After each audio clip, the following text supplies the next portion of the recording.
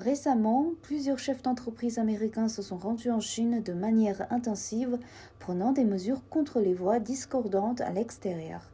Le fondement des relations entre les États-Unis et la Chine est le peuple.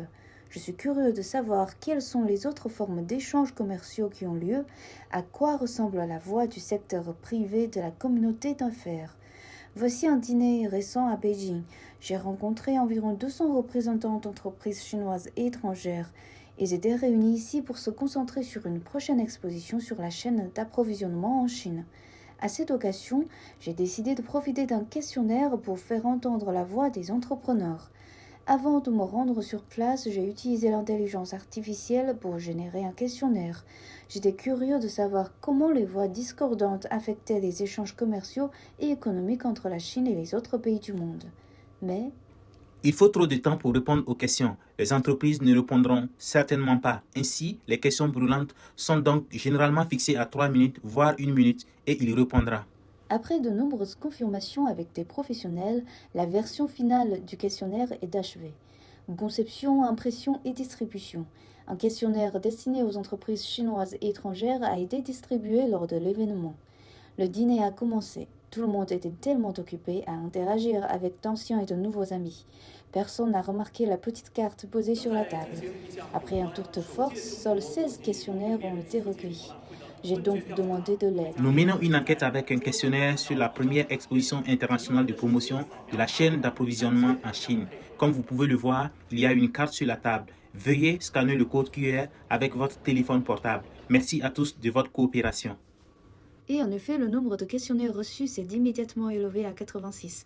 J'ai enfin pu commencer à analyser le résultat et écouter les voix authentiques du milieu d'affaires. Les 86 questionnaires couvraient 8 industries différentes, la plus importante étant l'industrie de la vie saine, suivie de l'industrie de l'énergie propre, de l'industrie des véhicules intelligents et de l'industrie des services de la chaîne d'approvisionnement, suivie de l'industrie de l'agriculture verte et de l'industrie de la technologie numérique.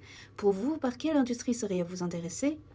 J'ai marqué les entreprises avec une croissance à grande échelle en Chine au cours des 3 dernières années avec des couleurs différentes.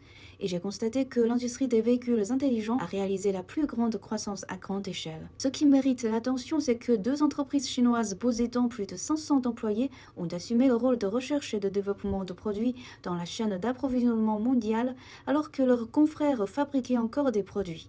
J'ai vérifié d'autres données, mais je ne m'attendais pas à ce qu'il y ait vraiment des entreprises voulant noter leur inspiration dans la colonne autre. Une entreprise dans la technologie numérique a spécifiquement noté ne pas couper l'approvisionnement dans le questionnaire. Pourquoi a-t-elle spécifiquement noté ces 4 mots ?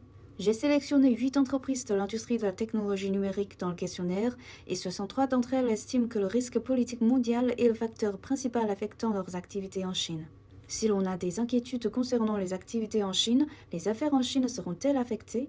Dans l'évaluation de la situation de la chaîne d'approvisionnement, les 3/4 des entreprises de l'industrie de la technologie numérique estiment que la chaîne d'approvisionnement mondiale de la technologie numérique dépendra de plus en plus de la Chine d'ici à 5 ans.